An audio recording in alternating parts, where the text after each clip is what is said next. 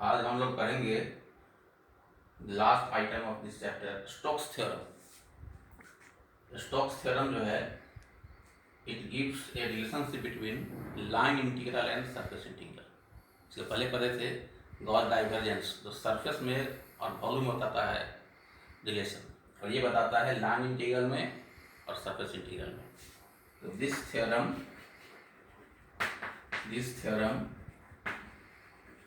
gives a relationship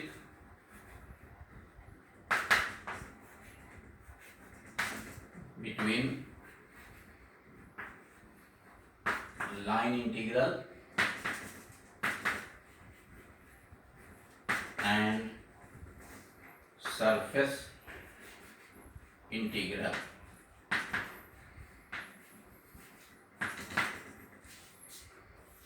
It states that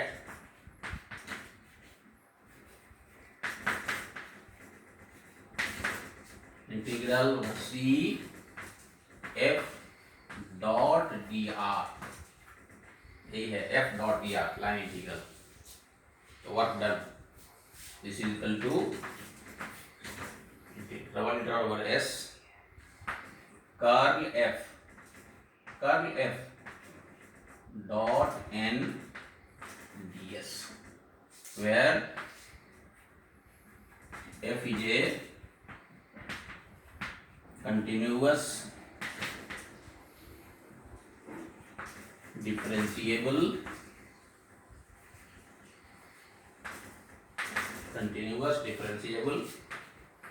vector function and n is a unit normal vector.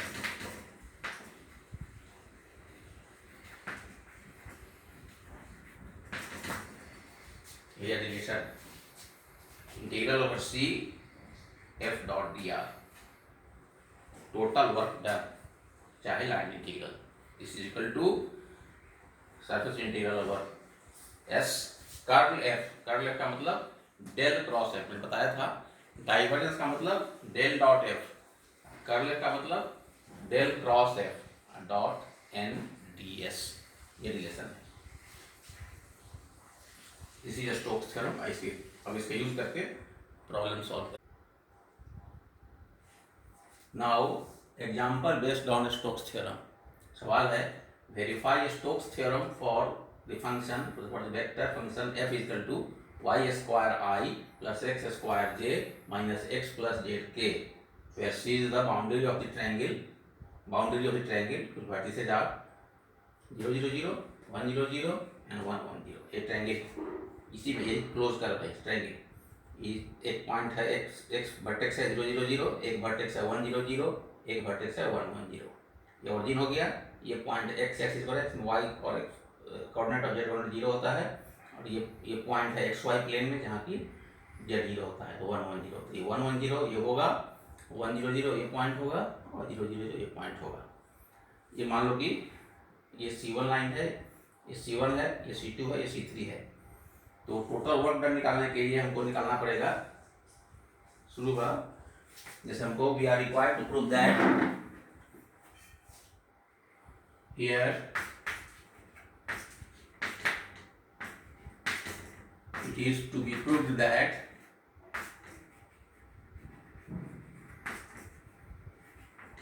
Integral over C F dot dr is equal to integral over S F curl F dot N ds, यही है Stokes theorem, relation between line integral and surface integral. तो आपको यहाँ पर दिखलाना है left hand side must equal to right hand side, तब होगा वेरीफाई होगा इस theorem.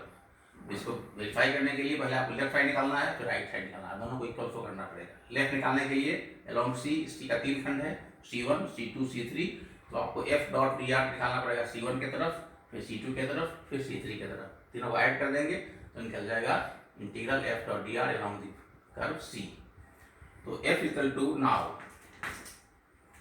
F equal to F dot D R direct लिखते हैं, एफ डॉट डी आर कितना होगा, जब एफ है Y square I plus X square J minus X plus Z K, तो एफ डॉट डी आर होगा Y square D X plus X square D Y minus X plus Z D Z, ये हो जाएगा F dot D are.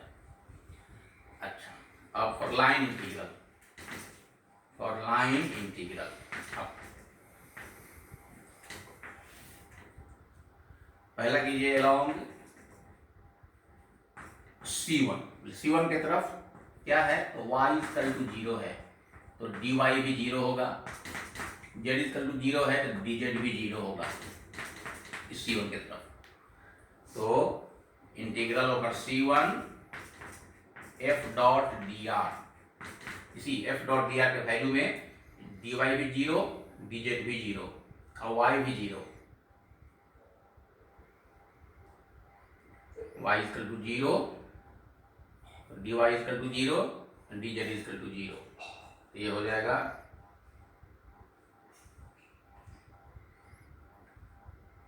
Integral from 0 to 1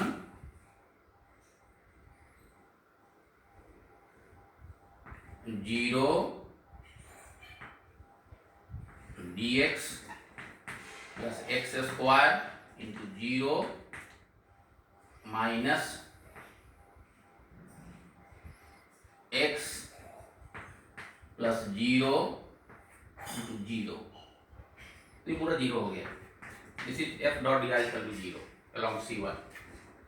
जैसे कि F dot D R है Y square, तो Y भी 0 है और डी वाई भी 0 है और डी जेड भी 0 है, पूरे को 0 कर दिया, तो एफ डॉट डी आर 0 हो गया। अब along C2 इसमें मिटाते हैं, along C2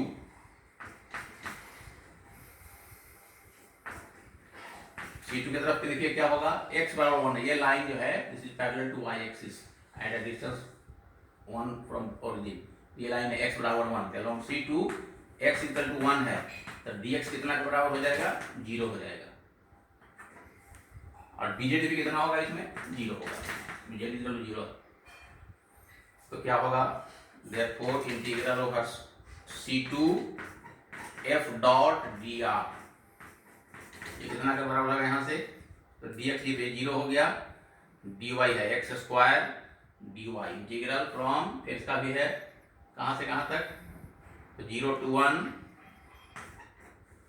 और y स्क्वायर dx है तो dx 0 हो गया, टर्म 0 हो गया, एक्स स्क्वायर dy है तो 1 स्क्वायर dy और dz भी 0 है, खाली इतना ही बचेगा, this is equal to 0 to 1 dy, dy है इसलिए लिमिट इसका 0 से 1 हुआ, इसका x1 y0 z0 x1 y1 z0, तो 0 से 1 y के लिए, तो ये हो गया 1 dy का इंटीग्रल y, लिमिट है 1 माइनस 0 तो 1 हो गया, C2 में हो गया 1 along C2। फिर along C3, अब C3 में देखिए क्या है, C3 का along क्या है, तो y कितना के बराबर है, x के बराबर है, लाइन की है y इक्वल टू x और dy कितना हो जाएगा, dx, अच्छा, और dz भी कितना होगा, इसमें 0 हो जाएगा, तो क्या होगा बताइए, integral over C3 f dot D are, ये कितना के बराबर हो जाएगा, इसी से इस सामने f डॉट डी आर है तो वाई स्क्वायर माने हो गया इंटीग्रल एक्स स्क्वायर और dx कितना के बराबर है, तो dy dx के बराबर है, तो वाई स्क्वायर dx, तो एक्स स्क्वायर dx, ठीक है, plus X square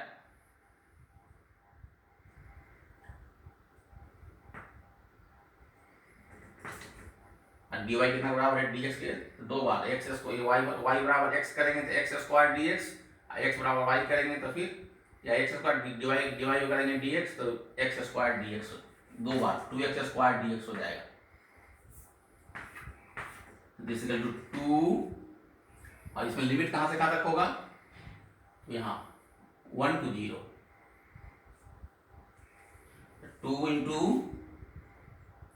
x square dx 1 to 0, this is equal to 2 by 3 x cube 1 to 0, this is equal to minus 2 by 3, minus 2 by 3. तो therefore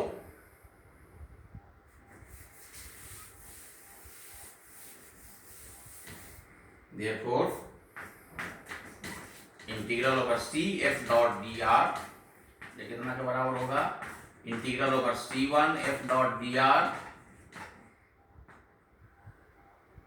plus integral over C2 F dot D R plus integral over C3 F dot D R. So this is equal to ये पहला में 0 आया था, दूसरा बड़ा 1 आया था, तीसरा में आया है माइनस 2 बाई 3. तो 1 minus 2 by 3 this is equal to 1 by 3.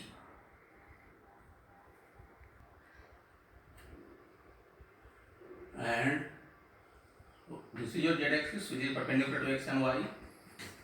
ये है 0 0 0.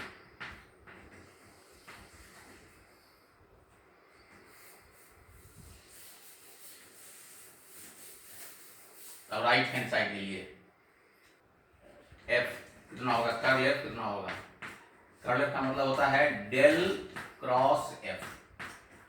डेल क्रॉस का मतलब कितना होता है, I J K del by del X del by del Y del by del Z. और एफ का मतलब Y square I Y square X square और माइनस एक्स प्लस जेड का डिटर्मिनेंट. एक फॉर्मूला है, क्रॉस निकालें. कर्ल एफ का मतलब डेल क्रॉस एफ और डेल का मतलब होता है I delta by delta x plus Z delta by delta Y plus K delta by delta Z cross F. तो I J K delta by delta X delta by delta Y square X square minus X plus Z. And this is equal to delta by delta X, इसको break करेंगे तो this is equal to 2x minus Y के आएगा. आई लेंगे तो ये बंद करेंगे, इसको बंद करेंगे तो हो जाएगा del by del Y of minus X plus Z minus 0 minus del by del of Z X square भी 0 हो जाएगा. फिर जे लेंगे तो इसको बंद करेंगे, इसको और इसको, तो del by del X of minus 2x plus Z तो ये हो जाएगा और माइनस ये और ये डेल बाई डेल एक्स और फिर del by del Z of. बस उसको सिंप्लीफाई करेंगे तो you will get 2 into X minus Y K. Curl F निकल गया. तो curl F dot N D S कितना होगा, और डी एस कितना के बराबर होता है, डी एस बराबर D S equal to D X D Y. अच्छा, यूनिट वेक्टर एन कितना है इस केस में, नॉर्मल है तो एक्स इस पर कौन सा परपेंडिकुलर है, जेड. आई जो यूनिट वेक्टर है that X along X axis, Y की तरफ जे लगता है और जेड की तरफ के लगता है. तो यूनिट वेक्टर है वह यहाँ वेक्टर के. तो कितना हो जाएगा, तो therefore curl F dot N D X D Y यही है. अब कर्ल एफ तो निकाल लिए हैं, this is equal to 2x minus Y और डॉट एन, तो इसमें 2x माइनस वाई के है या फिर डॉट एन, एन का वैल्यू है के, तो N dot K F dot N. तो कर्ल एफ का मतलब 2x माइनस वाई के और फिर डॉट एन का मतलब कि vector K dot K equal to 1. This is dx dy. अब लिमिट के लिए x के लिए क्या लिमिट हो जाएगा, इसमें x के लिए लिमिट क्या है, तो 0 से 1, और y के लिए इसमें क्या हो जाएगा, इसमें सरफेस में तो 0 to x.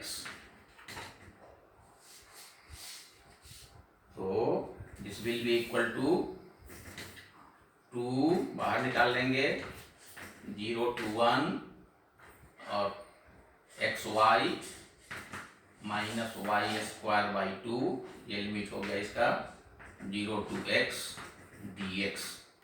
समझ लीजिए, तो 2 बाहर हो गया और y के रेस्पेक्ट में x का integral X Y minus Y का वाई स्क्वायर बाई 2, इसके लिए लिमिट है 0 to x। This is equal to 2 times integral 0 to 1 और वैल्यू पुट करेंगे तो x इंटू वाई, जहां जहां y वहां x, तो X square minus X square by 2 dx। This is equal to 2 times integral 0 to 1 2x square minus X square माने X square by 2 dx। This is equal to integral 0 to 1 X square dx। ये 2 से 2 cancel हो गया, तो this is therefore integral over s curl f dot n ds equal to finally आया 0 to 1 x square dx माने x cube by 3 0 to 1 equal to 1 by 3। हम लोगों ने निकाल लिया, यहाँ पीछे में निकाले थे, लाइन इंटीग्रल में निकाले थे। Thus, therefore, we find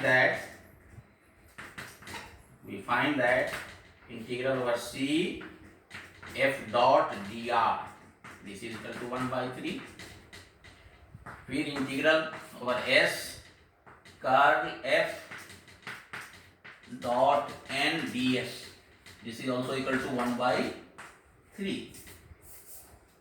और यही है Stokes theorem, integral over c f dot dr should be equal to integral over s curl f dot n ds, and so Stokes theorem is verified।